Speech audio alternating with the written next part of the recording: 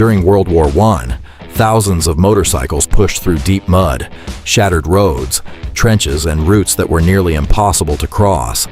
They carried urgent messages, transported soldiers, hauled equipment, and completed missions in places where cars and trucks often could not go.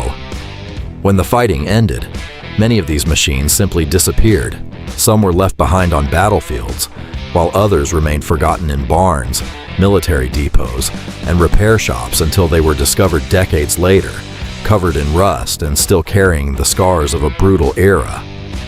But which were the strangest motorcycles connected to that conflict? And how did some of them survive for more than a century? Get ready to discover 10 rare, unusual, and surprising machines from the Great War. Stay until the end, because the final motorcycle on this list has a story so unexpected that it is hard to believe it was ever real. Triumph Model H. By 1915, the war had already turned European roads into endless stretches of mud, craters, and broken pavement. That was when the British company Triumph placed a motorcycle into service that would soon earn the nickname Trusty Triumph. Built in the United Kingdom, it was designed for military dispatch riders who needed to cover long distances quickly, even when larger vehicles became stuck. Its 499 cubic centimeter, 30.4 cubic inch, one-cylinder, four-stroke, side-valve engine produced about 4 horsepower. That may sound modest today, but it was enough to carry a rider, documents, and small pieces of equipment at roughly 43 miles per hour. There was no official 0 to 60 time because the motorcycle could not reach 60 miles per hour. The Model H used a 3-speed manual transmission with a foot-operated clutch, an advanced arrangement for its time. Power was sent to the rear wheel by belt. The front suspension used a spring-equipped fork, while the rear was completely rigid, with no shock absorbers. Every rut and pothole went straight through the frame and into the rider. Visually, the Model H was narrow, tall, and almost skeletal, with a metal fuel tank mounted between the frame tubes, a simple headlamp, and a long exhaust pipe that produced a dry, steady beat.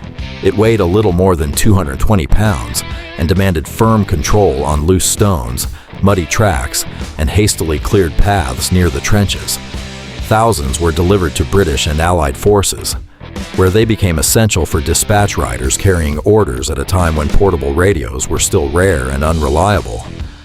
Many were later forgotten in depots, farms, and workshops, only to reappear decades later with original military components still attached. Its legacy was enormous. The Model H helped establish the basic layout of the modern motorcycle, with a gearbox, clutch, and controls that were closer to what later machines would use. And if this motorcycle already seems remarkable for surviving an entire war through simplicity, the next one used an even more unusual design to cross terrain that stopped almost everything else. Douglas 2 3/4 HP. When World War I began, the Douglas 2 3/4 HP had already earned a reputation in Britain as a light, economical, and dependable motorcycle. Built by Douglas in Bristol, it was adopted by military dispatch riders who needed to cross narrow roads, muddy tracks, and areas where larger vehicles could barely move. Its horizontally opposed 2-cylinder engine was mounted low in the frame and displaced about 348 cubic centimeters, or 21.2 cubic inches. The 234 HP designation was part of the commercial rating system used at the time and did not represent the engine's exact output. With a 2-speed manual transmission and final belt drive, the motorcycle reached approximately 37 miles per hour. Because it could not reach 60 miles per hour, there was no official 0 to 60 time. Even so, its speed was enough to carry urgent messages between command posts, field hospitals, and units positioned close to the front.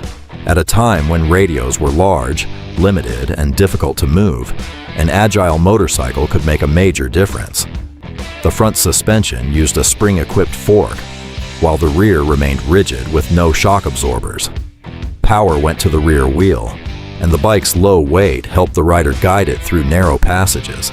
However, the engine's low position left it exposed to mud, rocks, and impacts from the road. The Douglas had a thin frame, compact fuel tank, and an almost delicate appearance compared with larger military motorcycles. Its engine produced a steady metallic sound, while the low center of gravity improved balance. That combination of low weight and mechanical simplicity made it effective for communication and reconnaissance work. Thousands were used during the conflict, but many were later dismantled, sold as surplus, or forgotten in depots and rural properties. Surviving examples are now rare pieces of British motorcycle history, and if this little Douglas already looks unusual, the next machine turned a motorcycle into a genuine mobile weapons platform.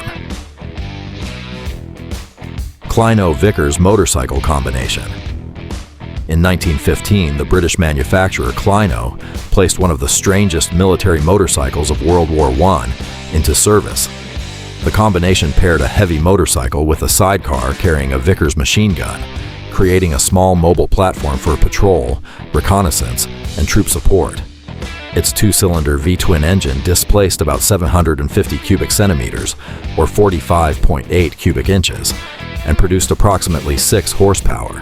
Connected to a 3-speed manual transmission, it could move the complete combination at close to 37 miles per hour. Since it could not reach 60 miles per hour, there was no official 0 to 60 figure. The front suspension used a spring fork, while the rear remained rigid, which was common during the period. One especially unusual feature was that power could also be delivered to the sidecar wheel. This improved traction in mud and helped move the extra weight of the gun, ammunition, and second soldier. Visually, it looked like a motorcycle that had been transformed into a combat vehicle. The exposed engine, reinforced sidecar, and mounted machine gun created an intimidating presence. In turns, however, all that weight on one side demanded skill, especially on roads filled with holes, rocks, and drainage ditches. These machines were used in patrol and escort missions, but they became less important as more capable armored vehicles appeared. Many were dismantled, reused, or left in military storage after the war. The few surviving examples show just how boldly armies experimented with mobility during the conflict. Enjoying these forgotten military motorcycles? Then leave a like, subscribe to the channel, and turn on notifications so you do not miss the next historic machines. And after this armed combination, get ready, because the next motorcycle brought nearly 61 cubic inches of American power to the roads of war. Indian Power Plus. Introduced in 1916 by Indian Motorcycle in the United States, the Power Plus arrived when military forces needed stronger motorcycles to transport dispatch riders, equipment, and sidecars. Its larger frame and powerful engine made it very different from the smaller British machines used during the same conflict. Its 61 cubic inch, approximately 998 cubic centimeter, two-cylinder V-twin engine produced around 16 horsepower. With a 3-speed manual transmission and chain drive, the Power Plus could approach 59 miles per hour. There was no official 0 to 60 measurement, something that had little importance for a military motorcycle of that era. At the front, it used a spring fork, while the rear remained rigid. Power went to the rear wheel, and the motorcycle's weight required careful control in muddy terrain. Even so, the engine had enough strength to carry cargo, a passenger, or a sidecar without losing too much ability on hills. The Power Plus had a long fuel tank, wide handlebars, and an engine that filled much of the frame. The deep sound of the V-twin created a clear sense of strength, while the more relaxed riding position helped during long trips over damaged roads and improvised military routes. After the war, many examples were sold as surplus, dismantled, or forgotten on rural properties. Motorcycles discovered decades later with old parts and visible signs of use became highly desirable to collectors and museums dedicated to motorcycle history. The Indian Power Plus proved that a motorcycle could combine speed, durability, and carrying capacity on the battlefield. But the next machine was built for the same kind of work and carried the name of Indian's greatest American rival. Harley-Davidson Model J. Introduced in 1915 by Harley-Davidson in the United States, the Model J became important during World War I because of its strength, durability, and relatively simple maintenance. It was used for communication, escort, and transportation, especially after the United States expanded its involvement in the conflict. Its 61 cubic inch, approximately 1,000 cubic centimeter, two-cylinder V-twin engine produced close to 15 horsepower. The 3-speed manual transmission worked with a chain final drive, giving the motorcycle a top speed of about 56 miles per hour. There was no official 0 to 60 time. The front suspension used a spring fork, while the rear was rigid. Power went to the rear wheel, and the motorcycle could be fitted with a sidecar to carry another soldier, equipment, or small supplies. On poor terrain, its weight demanded confidence, but the engine's torque helped on hills and through mud. Its appearance was unmistakably rugged, with a long fuel tank, wide handlebars, and a large engine positioned in the center of the frame. The deep V-twin exhaust note could announce the bike before it came into view, giving it a strong presence on military roads filled with dust, mud, and smoke. After the war, many Model J motorcycles were sold as surplus, converted for civilian use, or simply abandoned in barns and storage buildings. Preserved examples later became symbols of Harley-Davidson's early international growth and are now highly valued by collectors. If the Model J represented American muscle on two wheels, the next motorcycle takes us back to a much earlier stage in Triumph's history, when everything was simpler, more fragile, and surprisingly functional. Triumph Model A. Long before Triumph became an important military supplier during World War I, the Model A helped begin that journey. Introduced in 1902 in the United Kingdom, it came from an era when motorcycles still looked like reinforced bicycles with small engines attached to their frames. Its one-cylinder engine displaced about 239 cubic centimeters, or 14.6 cubic inches, and produced approximately 2.25 horsepower. Power was sent to the rear wheel through a long leather belt, with no conventional gearbox like those used on later motorcycles. Its top speed was close to 25 miles per hour, so there was no 0 to 60 measurement. Suspension was almost non-existent.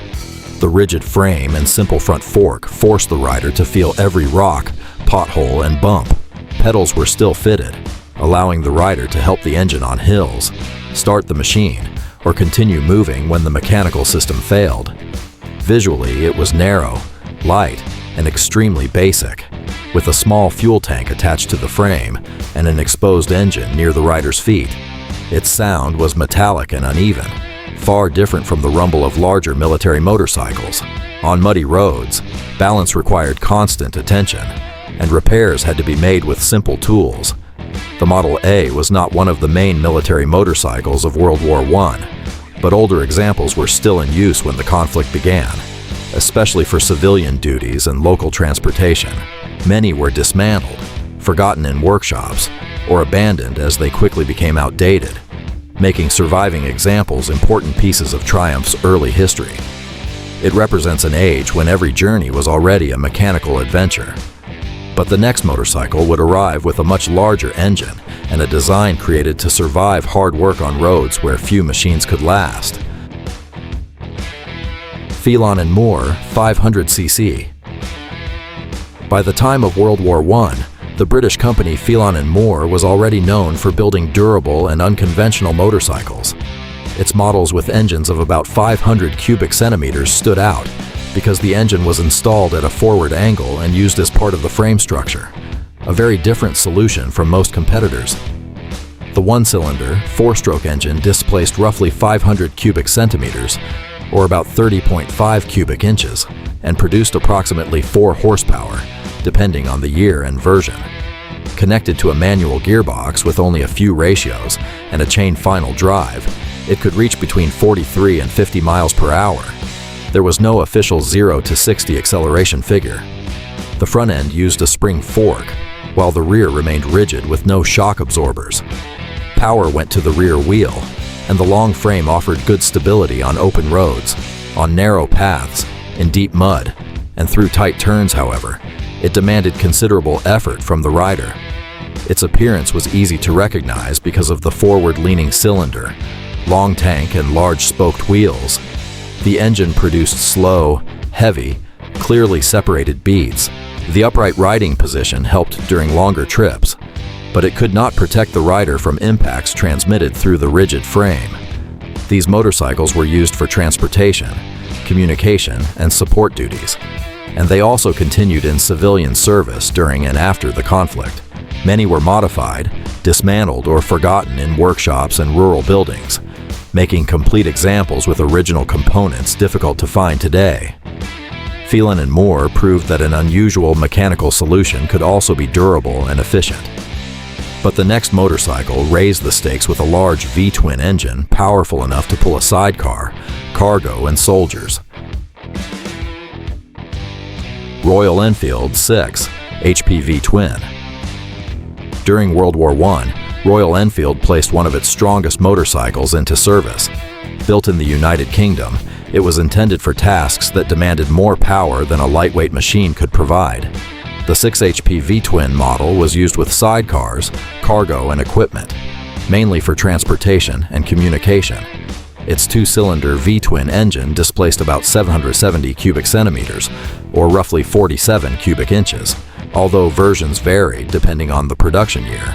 Its advertised rating was approximately 6 horsepower under the system used at the time. The manual transmission used only a few gears, and top speed was around 43 miles per hour, with no official 0 to 60 figure. The front suspension used a spring fork, while the rear remained rigid. Power reached the rear wheel by chain, and the engine had enough strength to pull a sidecar over difficult ground. On muddy roads, the rider had to control the extra weight on one side and the slow response of the complete combination. Visually, it was a large machine by the standards of the era, with a long tank, spoked wheels, and an engine that occupied much of the frame.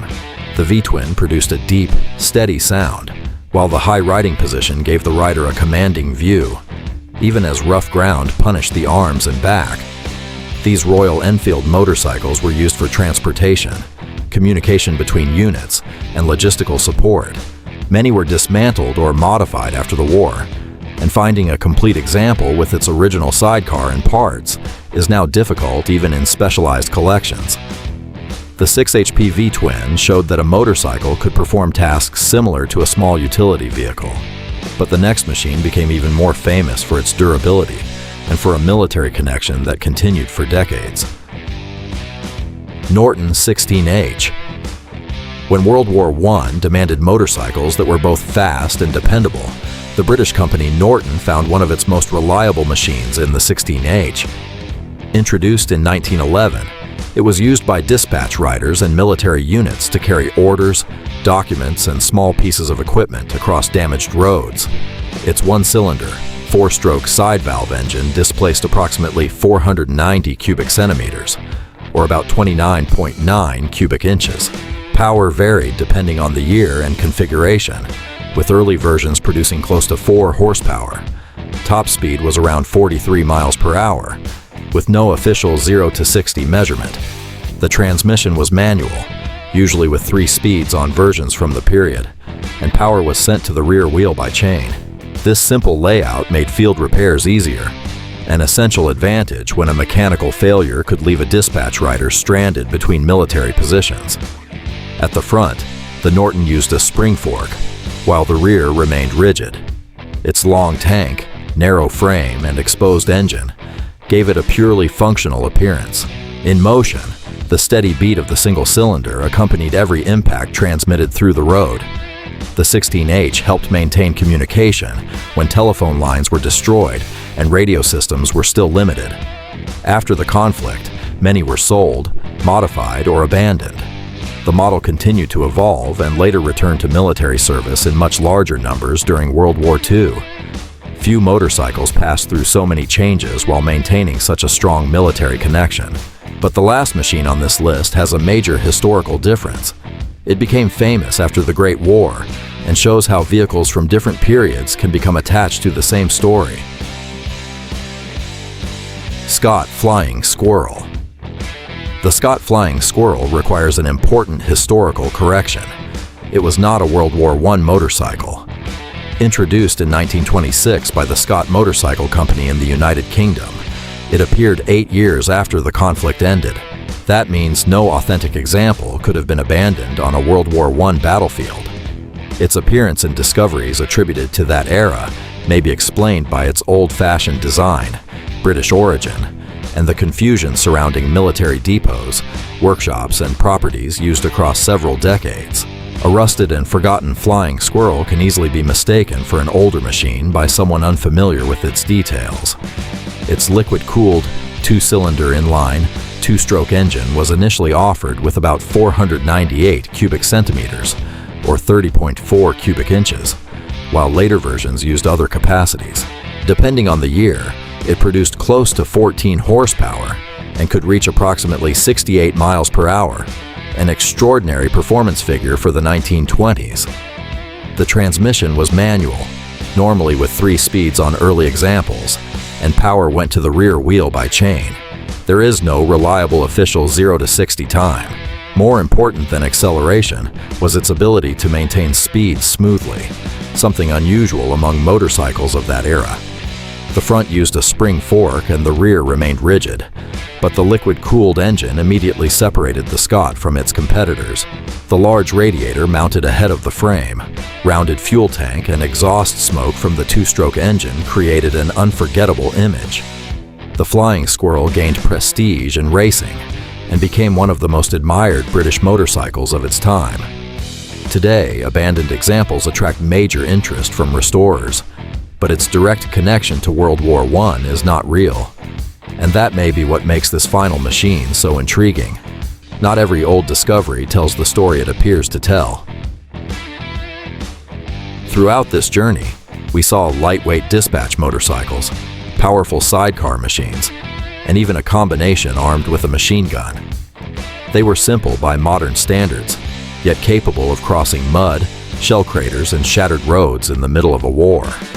More than old metal and rusted engines, these motorcycles represent a time when speed, durability, and improvisation could decide the outcome of a mission.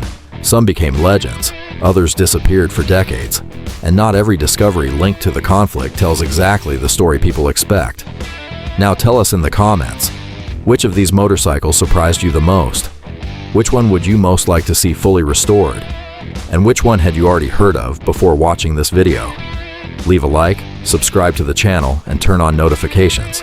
Your support tells YouTube that this content matters, helps the channel reach more people, and allows us to keep bringing you stories about rare, forgotten, and incredible machines. See you in the next video.